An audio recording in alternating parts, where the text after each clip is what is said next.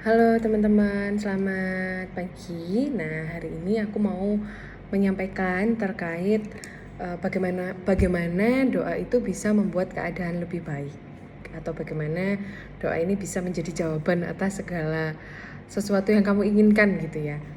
Nah, eh, sebetulnya kalau terkait doa ini, kita kan pasti ketika kita berdoa kita itu menantikan jawaban, betul? Betul. Nah, pertama, berdoa itu bisa jadi tidak langsung terjawab.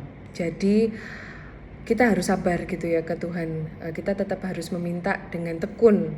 Karena kalau aku yakin nggak cuman ajaran agamaku aja, tapi mungkin di agama yang lain pun sama. Kita harus bertekun dalam doa dan mengimani apa yang Tuhan ajarkan dan apa yang kita doakan itu gitu ke Tuhan, selama memang apa yang kita doakan itu baik gitu ya.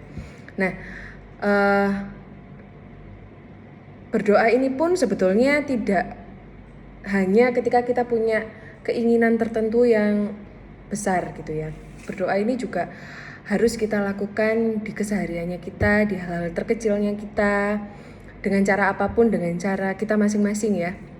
Misalnya kita minta diberikan keselamatan ke Tuhan, karena kalau kita bicara yang unlogic gitu ya, banyak hal yang kita nggak bisa nalar dari Tuhan atau dari doa gitu, karena doa dan iman ini tidak bisa kita lihat, tidak bisa kita ukur, dan itu masalah hati dan kepercayaan kita, hubungan kita dengan Tuhan, teman-teman.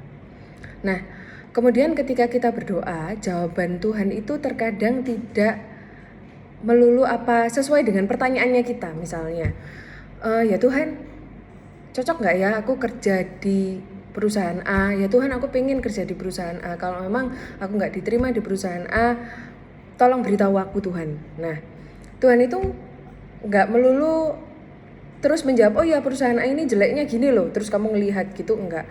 Tapi bisa jadi kamu ternyata diterima di perusahaan B gitu ya, dan di perusahaan B itu jodohmu di situ. Nah, itu jawaban Tuhan, misalnya kayak gitu. Atau mungkin ketika kamu diterima di perusahaan B bukan perusahaan A, kamu bisa di kondisi tertentu, misalnya kamu bisa lebih dekat sama orang tuamu.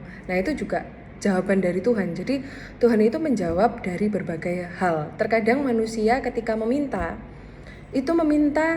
jawabannya itu sesuai dengan pertanyaannya dia. Padahal Tuhan itu memberikan jawaban ke kita dengan cara macam-macam, teman-teman. Misalnya menunjukkan sesuatu yang sebenarnya nggak kita lihat, misalnya. Nah, itu kita juga sebagai manusia harus peka, dan kadang memang sebagai manusia kita perlu waktu untuk memahami itu.